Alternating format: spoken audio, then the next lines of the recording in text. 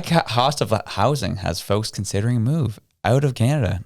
Immigrants are bouncing, you're saying?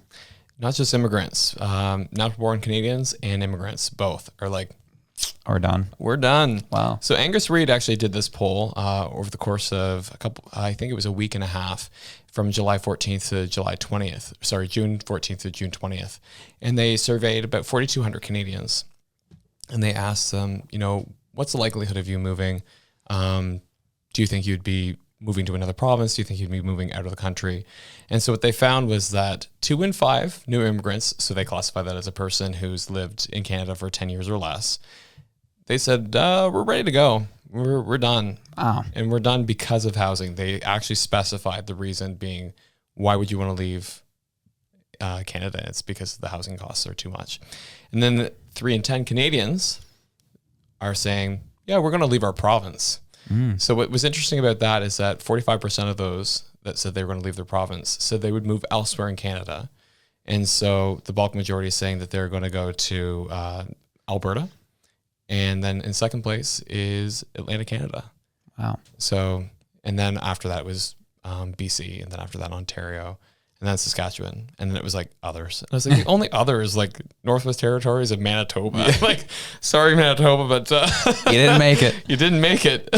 Yeah. But 15% of those people who said that they wanted to leave, though, said they're going to go to the U.S., and 28%, so almost 30%, said that they're going to go to other countries.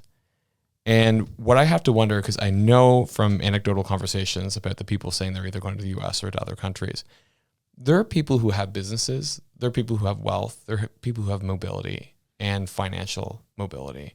And like, those are the last people you want to leave this country right now, because they're the biggest contributors to our economy.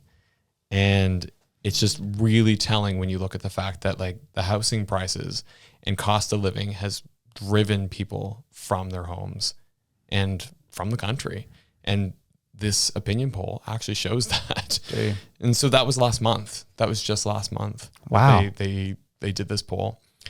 And so CBC, sorry. Global. Yeah. So Global News actually did a little bit further digging into this. And they actually hired an outside firm to compare housing prices in the 90s and cost of living in the 90s to now. And what they found that, as no surprise to anyone, so homes, they looked at specifically Toronto. Homes in Toronto were 5 times the rate of median income there back in the 90s. Nowadays, it's 12 times the rate. So if you were saying it takes 5 years of your salary to buy a home, it now takes 12, more than double the amount of time to actually get that house.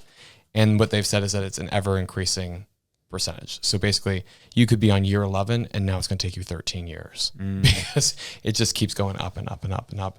And they said it's directly correlated to the fact that inflation has gone wild, cost of materials, cost of labor, and then also just immigration just added on top of that, where we just keep adding more and more people. So even if we build more houses to make it more affordable, it doesn't matter, because they're just going to be completely consumed up in the fact that we have so many immigrants coming into the country that we can't keep up. Right. Well, it's like, and as well, part of that too is the red tape that goes into a lot of these builds as well. That that those things also get taxed on top of that. So it's just like an ever ballooning experience of financials that just really, really crumple people. Yeah, and what makes me the most sad about this, like, it's just not, it's just not smart. Like, they really, really need to look at these numbers and go, this looks really bad. Who has the ability to leave this country? And by and large, the people who have the ability to leave the country, like I just said, are the people with money. And if you're throwing taxes on everything and you expect people to pay, like, we already know that Canadians are some of the most indebted people in the world. Like, they're not going to be able to pay your taxes. It's all going to crumble. Like, you're literally creating a recipe for disaster. Right. Like, they should be looking at this and going, holy crap, we need to put this right in our crisis profile right next to productivity, because this to me is a crisis. Well, it reminds me of a video you sent me this week with a woman telling her story of how the CRA tried to bill her $800 3 different times. Yeah. Even though she'd paid it back already. And they essentially tried to siphon out close to $2,400 out of her. Yeah. Which is crazy. which, by the way, I don't know if it was because of the podcast or not, but I'll give you this little tidbit. CRA is coming for me. So, not because I filed anything incorrectly, but because they want me to go back 4 years to when I received. So basically what happened was I had finished my master's degree and I was supposed to start my job. And my job called me and said, hey, we're really sorry. We know we had you as a start date of right now. Unfortunately, we can't bring you on because of the pandemic. We don't know what's happening.